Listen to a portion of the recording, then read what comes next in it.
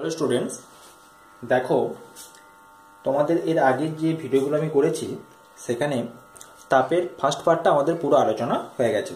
সেখানে আমরা কি কি দেখেছি না, কঠিন পদার্থের দৈর্ঘ্য প্রসারণ, ক্ষেত্র প্রসারণ, আয়তন প্রসারণ, তরল পদার্থের আয়তন প্রসারণ এবং গ্যাসীয় পদার্থের আয়তন প্রসারণ। সেখানে আমরা প্রসারণ গুণাঙ্ক জেনেছি, তাদের একক জেনেছি, বিভিন্ন ধরনের এককের মধ্যে সম্পর্কগুলো জেনেছি। এবার আমরা তাপের যে সেকেন্ড পার্টটা রয়েছে সেই সেকেন্ড পার্টটা নিয়ে আলোচনা করব। সেকেন্ড পার্টের মধ্যে আমাদের যেটা পড়তে হবে সেটা হচ্ছে তাপের পরিবহন, অর্থাৎ কন্ডাকশন অফ হিট, তাপের পরিবহন। তো তাপের পরিবহন জিনিসটা জানার আগে তোমাদের প্রথমেই জানতে হবে যে তাপ সঞ্চালন। তাহলে একটা টার্ম সম্পর্কে আমরা আগে জানি, সেটা হচ্ছে কি না তাপ সঞ্চালন।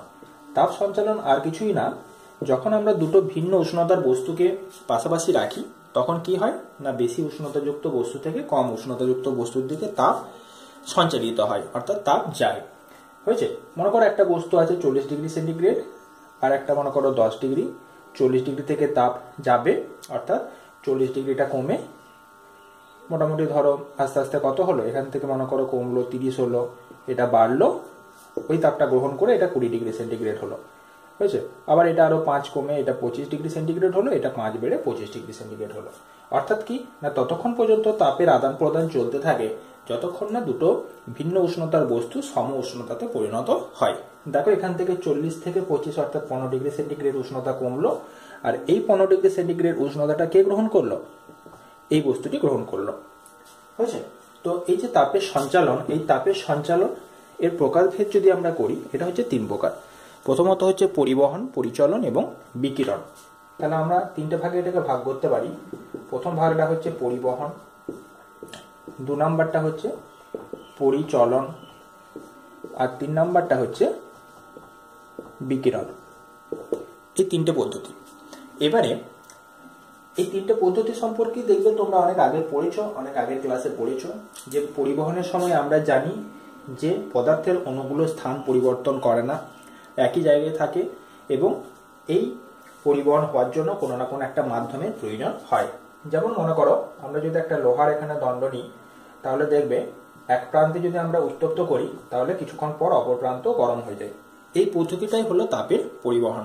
অর্থাৎ কি না, এখানে দেখো কোনো না কোনো একটা মাধ্যমের দরকার হলো, এবং এখানে লোহার যে অণুগুলো সেগুলো কিন্তু স্থান পরিবর্তন করলো না। এই ঘটনাটাকে বলা হয় তাপের পরিবহন। পরিচালনের ক্ষেত্রে কি হয় না, পদার্থের অণুগুলো স্থান পরিবর্তন করে। ঠিক আছে? এখানেও মাধ্যমের প্রয়োজন হয়।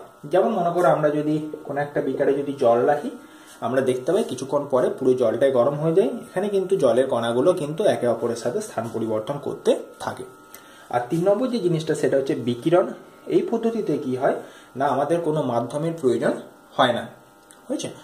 আচ্ছা, যেমন সূর্য থেকে এখানে যখন আলোক রশ্মি আসে বা সূর্যের যখন তাপ আসে তখন সেটা বিকিরণ পদ্ধতিতে আসে। তাহলে 3টে পদ্ধতি, পরিবহন, পরিচলন এবং বিকিরণ। এটাকে দেখবে খুব সোজা একটা উদাহরণ দিয়ে বোঝানো যায়।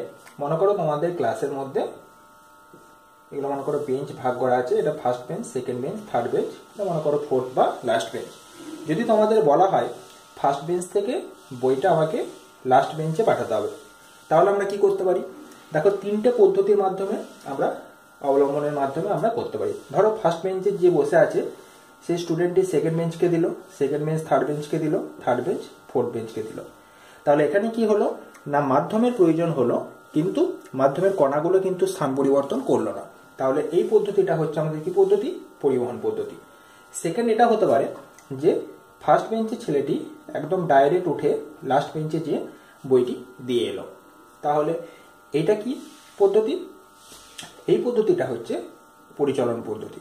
অর্থাৎ কি না, মাধ্যমের কণাটা এখানে স্থান পরিবর্তন করলো। আর এরকম ভাবে হতে পারে যে ফার্স্ট বেঞ্চে যে ছেলেটি ওর নিচে উঠে লাস্ট বেঞ্চ অব্দি না যেয়ে বইটি ওখান থেকে ছুড়ে দিল। কোথায় ছুড়ে দিল? লাস্ট বেঞ্চে ছুড়ে দিল, লাস্ট বেঞ্চের ছেলেটি পেয়ে গেল।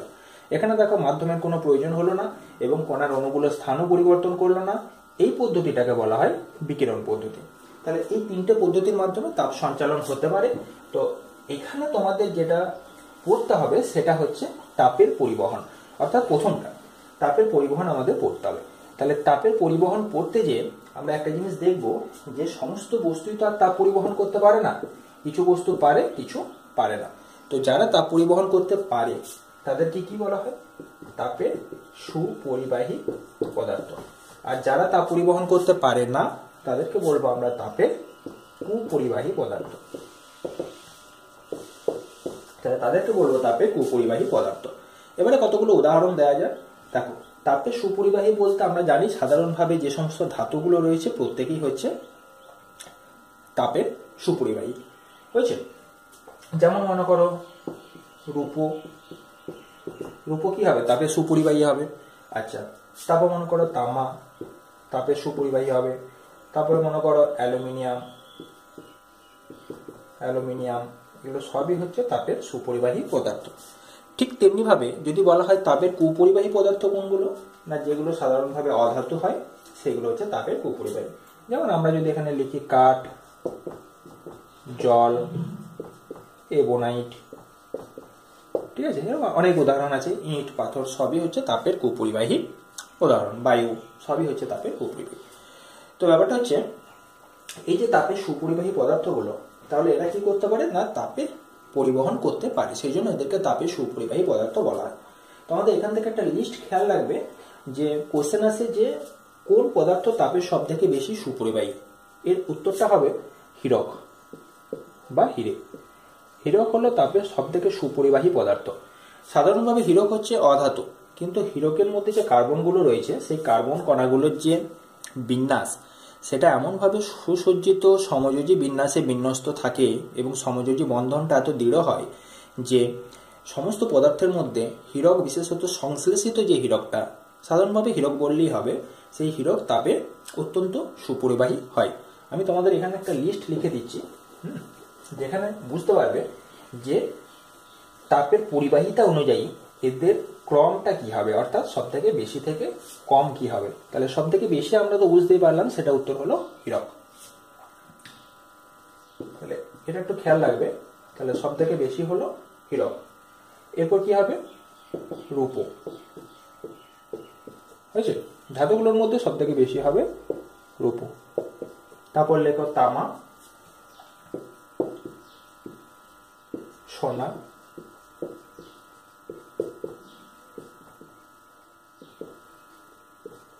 অ্যালুমিনিয়াম, লোহা, সীসা, পারদ। এই পারদ হচ্ছে একমাত্র তরল ধাতু আমরা জানি এবং তাপের সুপরিবাহী। হয়েছে? তারপরে হচ্ছে কাঁচ। এগুলো সব হচ্ছে এরপর থেকে যেগুলো লিখছি সেগুলো হচ্ছে তাপের কুপরিবাহী পদার্থ, মানে এদের পরিবাহিতা হচ্ছে খুবই কম। ঠিক আছে? কাঁচ, জল, কাঠ, বায়ু, এই পদার্থগুলো সবই হচ্ছে তাপের কুপরিবাহী, অর্থাৎ এদের তাপ পরিবাহিতা প্রায় নেই বললেই চলে বা খুবই কম।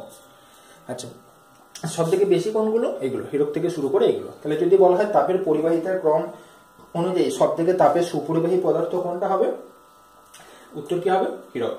এখানে আরেকটা জিনিস খেয়াল রাখবে যে হীরক তাপের সুপরিবাহী হলো, হীরক কিন্তু তড়িৎ পরিবহন করতে পারে না। বোঝা গেছে?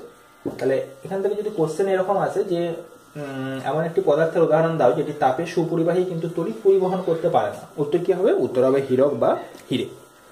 এবারে আমরা একটা জিনিস জানবো, সেটা হচ্ছে এই যে তাপের পরিবহন, এই তাপের পরিবহন কি সমস্ত ধরনের কঠিন পদার্থের ক্ষেত্রে একই রকম হয়, নাকি বিভিন্ন কঠিন পদার্থের ক্ষেত্রে বিভিন্ন বিভিন্ন হয়, এটা আমরা জানবো। এখানে দেখো, আমরা একটা পরীক্ষা আছে, সেই পরীক্ষাটা হচ্ছে ইঞ্জেন হাউজের পরীক্ষা।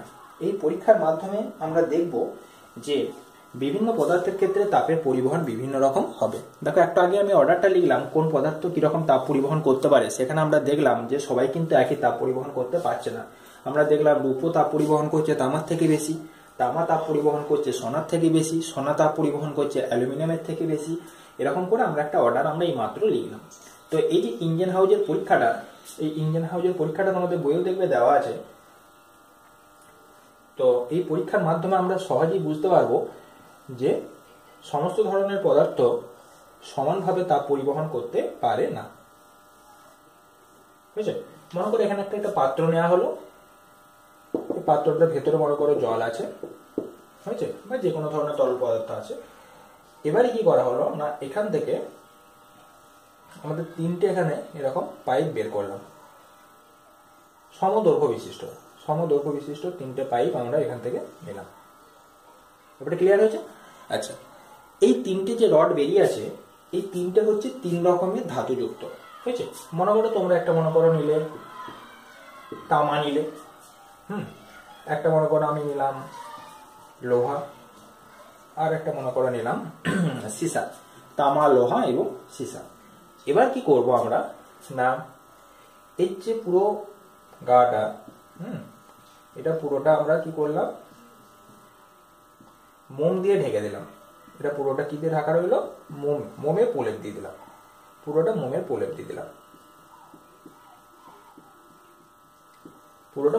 দিয়ে দিলাম, এবারে এই যে পাত্রটা রয়েছে, এই পাত্রটা কি করতে শুরু করলাম, পাত্রটা উত্তপ্ত করতে শুরু করলাম। তাহলে ভেতরের যে তরলটা সেটা উত্তপ্ত হতে শুরু হলো।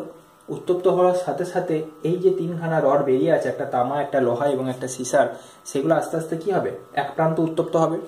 উত্তপ্ত হওয়ার সাথে সাথে কি হবে, পরিবহনের নিয়ম অনুযায়ী তাপটা এক প্রান্ত থেকে আরেক প্রান্তে আসবে। যার তাপ পরিবাহিতা বেশি সেটা তাড়াতাড়ি আসবে, যার তাপ পরিবাহিতা কম সেটা অনেক আস্তে আস্তে আসবে। এখানে আমরা যদি লক্ষ্য করি, আমরা দেখব যে এই যে মোমের প্রলেপটা আমরা দিয়েছি, এই মোমের প্রলেপটাতে কিছুক্ষণ পরে দেখা যাবে যে এই মোমটা আস্তে আস্তে গলতে শুরু করেছে। মোমটা গলতে শুরু করতে করতে হয়তো দেখা গেল তামার ক্ষেত্রে এতটা অবধি এসেছে, ব্যাপারটা বোঝা গেল। তাহলে তামার ক্ষেত্রে দেখা গেল এই সামনের এতটা অংশের মোম গলে গেল। লোহাটার ক্ষেত্রে দেখা গেল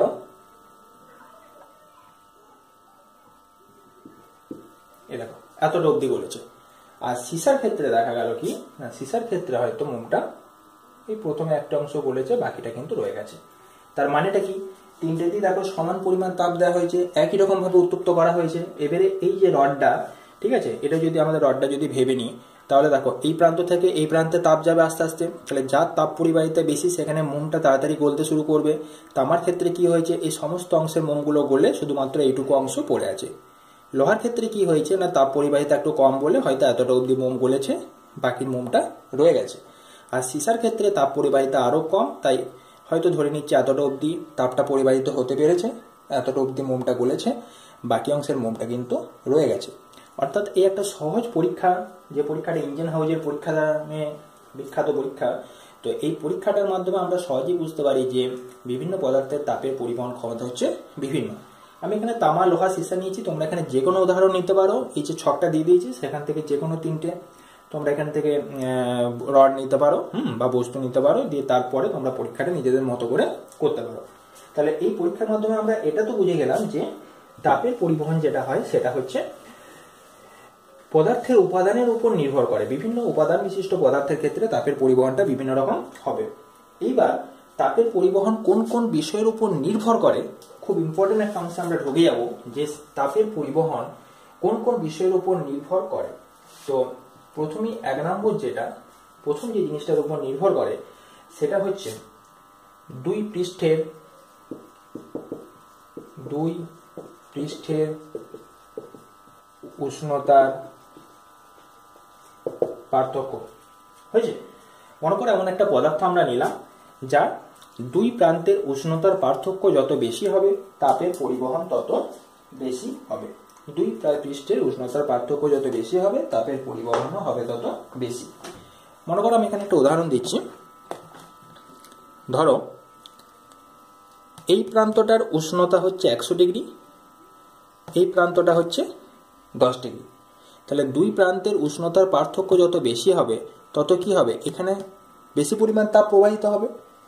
আর এই প্রান্তটা যদি 55 হয় আর এই প্রান্তটা যদি 45 হয়, তাহলে তাপ পরিবহন দেখো যখনই 55টা কমে 50 হয়ে যাবে আর 45টা বেড়ে 50 হয়ে যাবে তখনই কিন্তু তাপ পরিবহন বন্ধ হয়ে যাবে। কিন্তু এক প্রান্তের যদি উষ্ণতা যদি 100 ডিগ্রি হয় আর এক প্রান্তে যদি 10 ডিগ্রি সেন্টিগ্রেড হয়, তাহলে এটা কতক্ষণ অবধি হতে থাকবে, যতক্ষণ পর্যন্ত না এই দুটোর তাপমাত্রা সমান সমান হচ্ছে। দুটো তাপমাত্রা কখন সমান সমান হবে, 55 ডিগ্রি সেন্টিগ্রেডে। তাহলে 100টা কমে 55তে নামলো আর 10টা বেড়ে 55 ডিগ্রি হলো। তাহলে দুই পৃষ্ঠের উষ্ণতার পার্থক্য যত বেশি হবে তাপের পরিবহনটা আমাদের তত বেশি হবে, তাই তো? কারণ কি জানি আমরা, না তাপ ততক্ষণ পর্যন্ত প্রবাহিত হয় যতক্ষণ না দুই পৃষ্ঠের বা দুই প্রান্তের উষ্ণতাটা পার্থক্যটা একেবারে শূন্য হয়ে যায়। তাহলে এটা কমতে কমতে 55 হলো, এটা বাড়তে বাড়তে 55 হলো। তাহলে এখানে যে তাপের পরিবহন দেখো, যতক্ষণ না 100 থেকে 55 হয়েছে ততক্ষণ অব্দি তাপটা পরিবাহিত হবে। কিন্তু যদি আমরা এরকম নিই, একটা নিলাম 100 ডিগ্রি, একটা 90 ডিগ্রি, তাহলে এটা 95 ডিগ্রিতে এসে বন্ধ হয়ে যাবে। তাহলে মাত্র 5 ডিগ্রি সেন্টিগ্রেড এখানে পরিবর্তন হলো। অর্থাৎ কি না, কিছুক্ষণ পরই তাপের পরিবহন বন্ধ হয়ে গেল। এখানে আরেকটা জিনিস খেয়াল রাখতে হবে যে উষ্ণতা পার্থক্য, একটা উষ্ণতাকে যদি আমরা θ2 ধরে নিই আর একটাকে যদি θ1 ধরে নিই, তাহলে θ2 গ্রেটার দেন যদি θ1 হয়, তাহলে উষ্ণতার পার্থক্যটা হবে θ2 মাইনাস θ1। সবসময় আমরা কি করব, সাধারণত বেশি উষ্ণতা থেকে কম উষ্ণতা বিয়োগ করব, তবেই আমরা উষ্ণতার পার্থক্যটা বোঝাতে পারবো। তাহলে θ2 নিলাম আমরা একটা উষ্ণতা, θ1 নিলাম আরেকটা পৃষ্ঠের উষ্ণতা, যার মধ্যে θ2টা হচ্ছে বেশি θ1 এর থেকে, এবং উষ্ণতার পার্থক্য হবে θ2 মাইনাস θ1, অর্থাৎ বেশি থেকে কম। তাহলে একটা জিনিস বোঝা গেল। 2 নম্বর যে টপিকটার উপর এটা নির্ভর করে তাপের পরিবহনটা, সেটা কি, সেটা হচ্ছে প্রস্থচ্ছেদের ক্ষেত্রফল।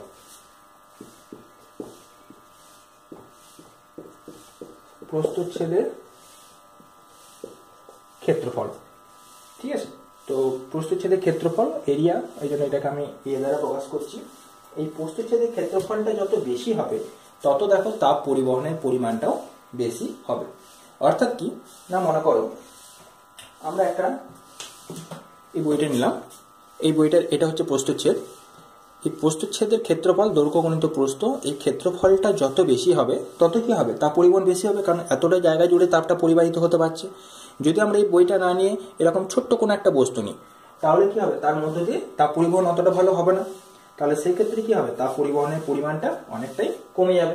মনে করো আমি এটা নিলাম, এই বস্তুটা নিলাম, তাহলে এর যে প্রস্থচ্ছেদের ক্ষেত্রফল আগের প্রস্থচ্ছেদের ক্ষেত্রফলের তুলনায় কি অনেকটাই কম। তাই এখানে দেখা যাবে কি না, তাপের পরিবহনটা কমে যাবে, এবং প্রস্থচ্ছেদের ক্ষেত্রফল যত বাড়বে তাপ পরিবহন তত বেশি হবে। হয়েছে? তাহলে 2 নম্বর জিনিসটা হলো কি, প্রস্থচ্ছেদের ক্ষেত্রফল।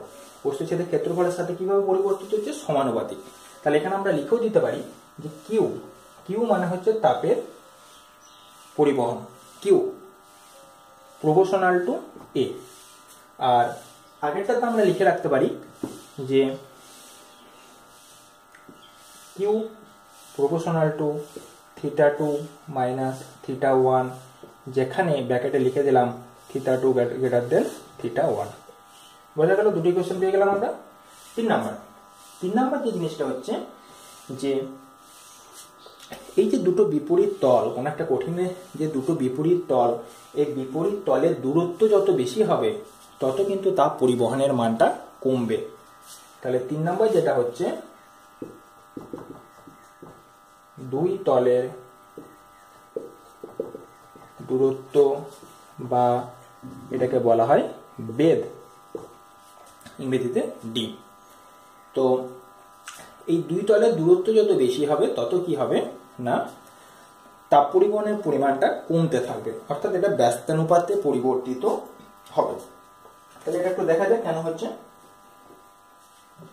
ধরো এই প্রান্ত থেকে এই প্রান্তে তাপ পরিবাহিত হবে, তাহলে এখানে বেধ কোনটা, এই অংশটা, এই অংশটা হচ্ছে বেধ, অর্থাৎ দুই তলের মধ্যে যেটা দূরত্ব। তাহলে একটা জিনিস ভাবো যে এই প্রান্ত থেকে ওই প্রান্ত যখন তাপটা যাবে, এই মাঝের ডিস্টেন্সটা যত বেশি হয়ে যাবে তত তাপ পরিবহনে কি হবে, বাধা সৃষ্টি হবে। ধরো আমি এখানে একটা মনে করো যদি এরকম এটা নিই, এটা ধরো একটা কোনো পরিবাহী, তাহলে এখানে দেখো বেধটা খুব কম, তাহলে এই প্রান্তের তাপটা সহজেই এই প্রান্তে পরিবাহিত হতে পারবে, খুব কম বেধ আছে। কিন্তু এই বেধটা যদি আমরা খুব বেশি নিয়ে নিই, তাহলে এই প্রান্তের তাপ ওই প্রান্তে গিয়ে পৌঁছাতে সহজে পারবে না। তাহলে এখানে আমরা এটা সহজেই লিখতে পারি যে Q proportional two 1/d, 1/d। Clear হয়েছে 3টে পয়েন্ট। 4 নম্বর যেটা হচ্ছে সেটা হচ্ছে সময় বা টাইম। 4 নম্বরটা হচ্ছে সময়, মানে হচ্ছে টি। এটা খুব সোজা। দেখো যত বেশি সময় ধরে আমরা তাপ পরিবহন করব, যত বেশি সময় ধরে তত তাপ পরিবহন বেশি হবে।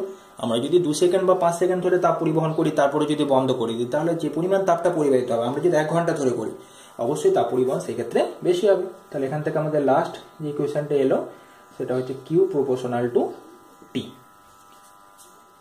তাহলে আমরা এখানে 4টে জিনিস পেলাম, হয়েছে? একটা Q proportional to θ2 minus θ1, Q proportional to A, Q proportional to হচ্ছে 1/d, R Q proportional to হচ্ছে টি। এখন এই 4টে ইকুয়েশনকে যদি আমরা একসাথে লিখি, দেখো তোমরা এটা নিজেরাই করতে পারবে।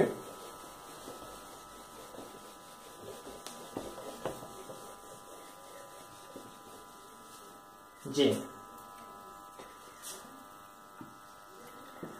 কিউ প্রপোর্শনাল টু, দেখো প্রস্থচ্ছেদের ক্ষেত্রফলের সাথে সমানুপাতিক ছিল, উষ্ণতার পার্থক্যের সাথে সমানুপাতিক ছিল, সময়ের সাথে সমানুপাতিক ছিল, কিসের সাথে ব্যস্তানুপাতিক ছিল, বেদটার সাথে। তাহলে কিউ প্রপোর্শনাল টু আমরা এটা লিখতে পারি। এখন যদি প্রপোর্শনাল চিহ্নটা যদি আমরা তুলে দিই, তাহলে হয়ে যাবে কিউ সমান K into A θ2 minus θ1 T by D. হয়েছে? বোঝা গেছে? এখন এটা হচ্ছে তাপ পরিবহনের গাণিতিক রূপ বা রাশিমালা। ব্যাপারটা ক্লিয়ার হয়েছে? এখান থেকে দেখো আমরা যদি কে এর মানটা বের করতে চাই, তাহলে কে সমান হয়ে যাবে Q into D by A into θ2 minus θ1 by T. বুঝে গেছে?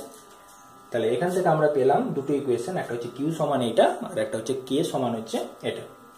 এই যে কে, এই কেটাকে বলা হয় তাপ পরিবাহিতা বা তাপ পরিবাহিতাঙ্ক। এই কেটাকে বলা হয় তাপ পরিবাহিতা বা তাপ পরিবাহিতাঙ্ক, একই জিনিস, তাপ পরিবাহিতাঙ্ক। হয়েছে? তাহলে এই কে যে ডেফিনেশন, কেটা দেখো একটা ধ্রুবক রাশি, কেটা মানে হচ্ছে তাপ পরিবাহিতা বা তাপ পরিবাহিতাঙ্ক। এবার আমরা কে সংজ্ঞাটা একটু জানার চেষ্টা করব। হয়েছে? একটা জিনিস দেখো, যদি কোনো পরিবাহীর, এই যে পরিবাহীটা আমরা নিয়েছি, তখন এই পরিবাহীটাতে যদি তার বেদ ডি, ডিটা যদি 1 হয়ে যায়, অর্থাৎ একক বেদ সম্পন্ন, বুঝে গেছে? ডিটা যদি আমরা 1 নিই বা একক বেদ সম্পন্ন নিই, এটা যদি 1 হয়ে যায়, অর্থাৎ একক ক্ষেত্রফল সম্পন্ন যদি হয়, একক প্রস্থচ্ছেদ সম্পন্ন যদি হয়, এবং θ2 মাইনাস θ1 উষ্ণতার পার্থক্যটা যদি 1 ডিগ্রি হয়, এবং টিটা যদি 1 হয়, মানে একক সময় ধরে যদি তাপটা আমরা পরিবহন করি, তাহলে এই সব ভ্যালুগুলো যদি 1 1 1 1 করে হয়ে যায়, তাহলে দেখো আমরা লিখতে পারি কে সমান কিউ। বুঝে গেছে? তাহলে আমরা লিখতে পারি এখানে কে সমান হচ্ছে, চৌকোটা লিখছি, তাহলে এখানে আমরা সহজেই লিখতে পারি যে কে সমান হচ্ছে কিউ। তার মানে তাপ পরিবাহিতাঙ্কের সংজ্ঞাটা দেখো মুখস্থ রাখার দরকার নেই, এখান থেকে আমরা বের করে নিতে পারবো যে একক বেদ এবং একক প্রস্থচ্ছেদের ক্ষেত্রফল বিশিষ্ট কোনো পরিবাহীর মধ্য দিয়ে একক সময়ে একক উষ্ণতা বৃদ্ধি করতে যে পরিমাণ তাপ প্রয়োজন হয় বা যে তাপের পরিবহন হয়, সেটাই হচ্ছে তার তাপ পরিবাহিতা বা তাপ পরিবাহিতাঙ্ক। তাহলে এখানে একটু সংজ্ঞাটা আমরা ভালো করে লিখে নাও। আচ্ছা, এটা লেখা গেছে। তাহলে কে এর মানটা আমরা কখন পাবো? যখন ডি সমান 1 হয়ে যাবে, এ সমান 1 হয়ে যাবে, θ2 মাইনাস θ1 সমান 1 হয়ে যাবে, 1 ডিগ্রি হয়ে যাবে পার্থক্যটা, টি সমান হয়ে যাবে 1। তাহলে সমস্ত কিছু যখন 1 হয়ে যাবে, অর্থাৎ তখন আমাদের মানটা যেটা দাঁড়াবে কে সমান কিউ, এবং তার ইকুয়েশনটা আমরা তখন বের করতে পারবো, এবং কে ডেফিনেশনটা এখান থেকে আমরা লিখতে পারবো। তাহলে সংজ্ঞাটা একটু লিখে নাও ভালো করে। বই দেখবো অনেক বই অনেক রকম সংজ্ঞা দেওয়া আছে, সেগুলো মনে রাখার দরকার নেই, কারণ হচ্ছে যে তোমাদের দেখো এই ডেরিভেশনটা তো মনে রাখতেই হবে। তো এই গাণিতিক রূপটা যখন তোমরা মনে রাখবে, তখন এই সংজ্ঞাটা এখান থেকেই তোমরা বানিয়ে নিতে পারবে। ঠিক আছে? তাহলে আমি একটু ছোট করে জিনিসটা লিখে নিই, যে সমান হচ্ছে Q D A θ2 minus θ1 into T. এটা মনে রাখলে তোমরা দেখো পুরোটাই নিজেরাই লিখতে পারবে। যে যেখানে হচ্ছে কিউ মানে হচ্ছে তাপ পরিবহন, ডি মানে বেদ, এ মানে হচ্ছে ক্ষেত্রফল, এটা হচ্ছে উষ্ণতার পার্থক্য, এটা হচ্ছে সময়। তাহলে সংজ্ঞাটা এরকম করে লিখবে যে একক বেদ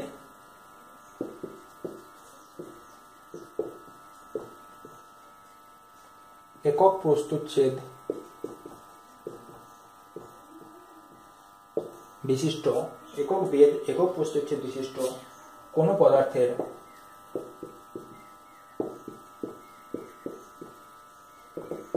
পদার্থের দুটি বিপরীত পৃষ্ঠের, দেখো দুটো বিপরীত পৃষ্ঠের মধ্যে দুই বিপরীত পৃষ্ঠের কিসের পার্থক্য? উষ্ণতার পার্থক্য কত ডিগ্রি হলে? 1 ডিগ্রি হলে, বুঝছে? ওই বস্তু থেকে মানে উষ্ণ পৃষ্ঠ থেকে শীতল পৃষ্ঠে উষ্ণতা পার্থক্য 1 ডিগ্রি হলে উষ্ণ পৃষ্ঠ থেকে শীতল পৃষ্ঠে তাপ সবসময় উষ্ণ থেকে শীতলে যাবে, শীতল থেকে উষ্ণতে তো আর যাবে না। উষ্ণ থেকে শীতল পৃষ্ঠে লম্বভাবে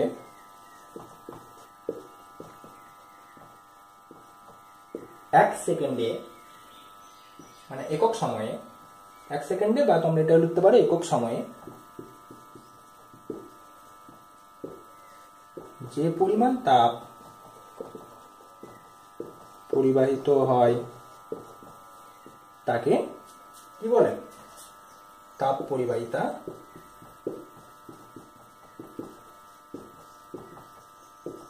বা তাপ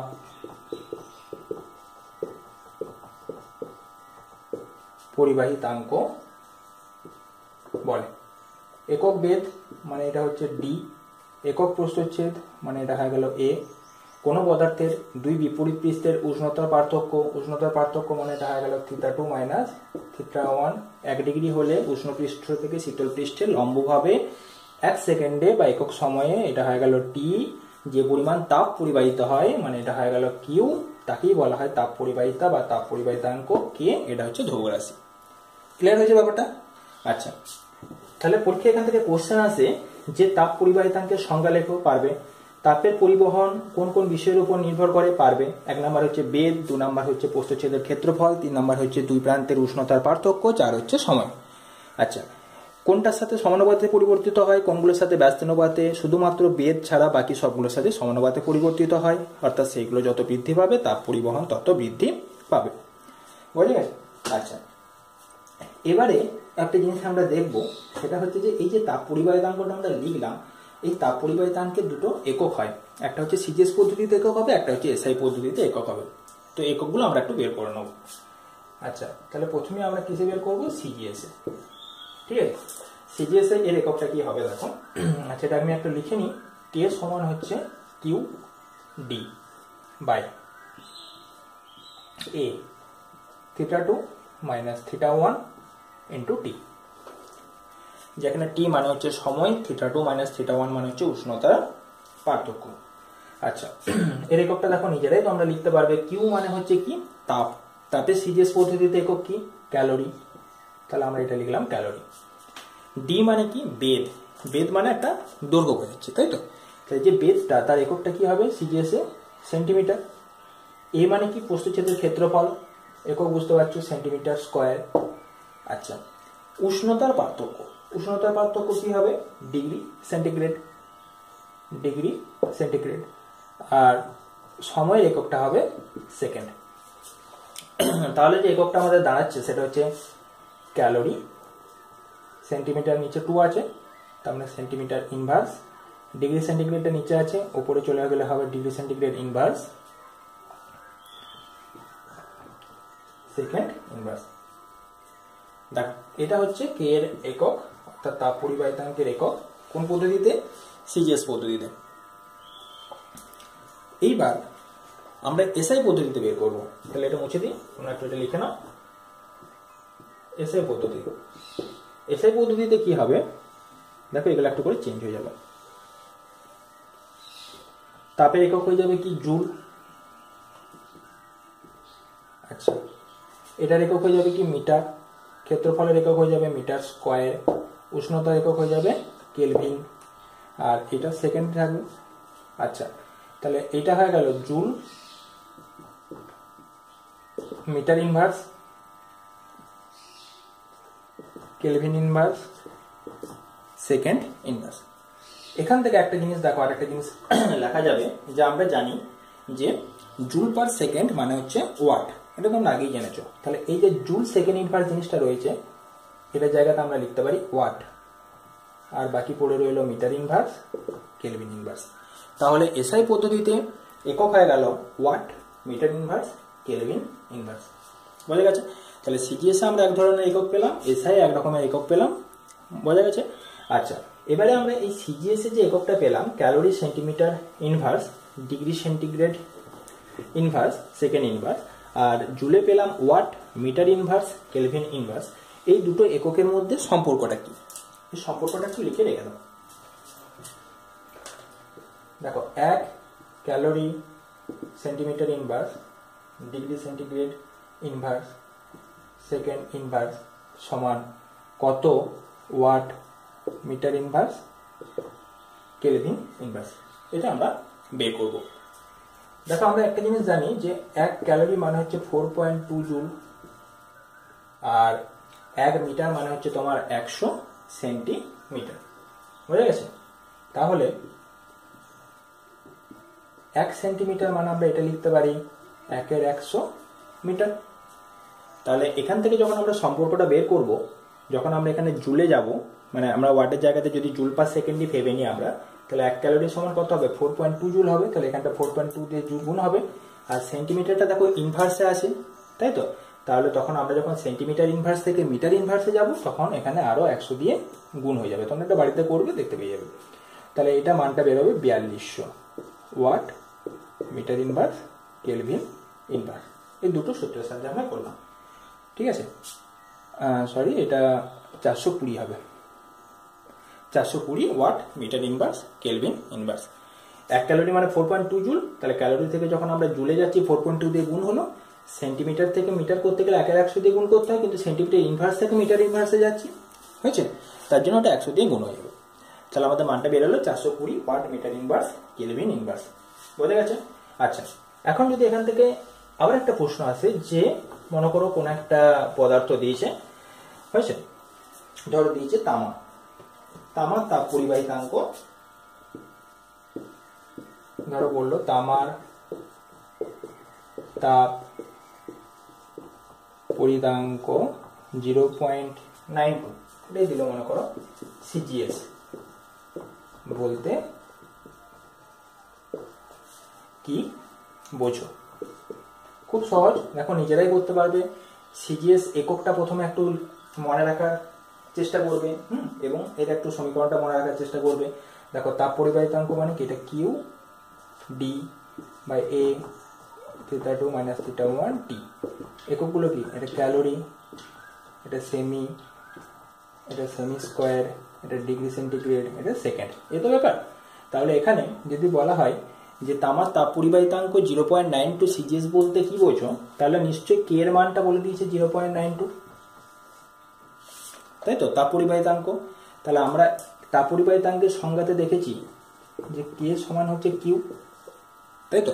তাহলে আমাদের কিউ এর মানটা এখান থেকে, কিউ এর মানের সাহায্যে আমরা অ্যান্সারটা দিতে পারবো। দেখো অ্যান্সারটা কি হবে না, 1 সেন্টিমিটার বেধ বিশিষ্ট, 1 সেন্টিমিটার স্কোয়ার প্রস্থচ্ছেদ বিশিষ্ট কোন একটি তামার পরিবাহীতে বা তামার বস্তুতে দুই প্রান্তের উষ্ণতার পার্থক্য যদি 1 ডিগ্রি সেন্টিগ্রেড হয়, তাহলে প্রতি সেকেন্ডে পরিবাহীটির মধ্য দিয়ে 0.92 ক্যালোরি পরিমাণ তাপ পরিবাহিত হবে।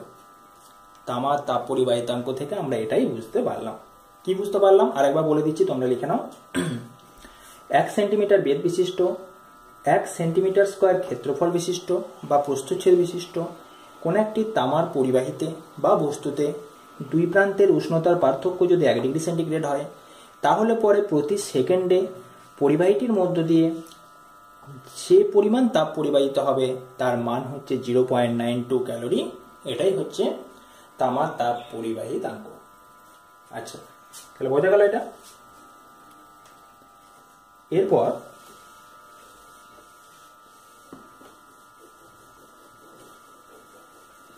এখানে দুটো শর্ট কোশ্চেন এখান থেকে আছে, সেগুলো একটা আলোচনা করে নিচ্ছি।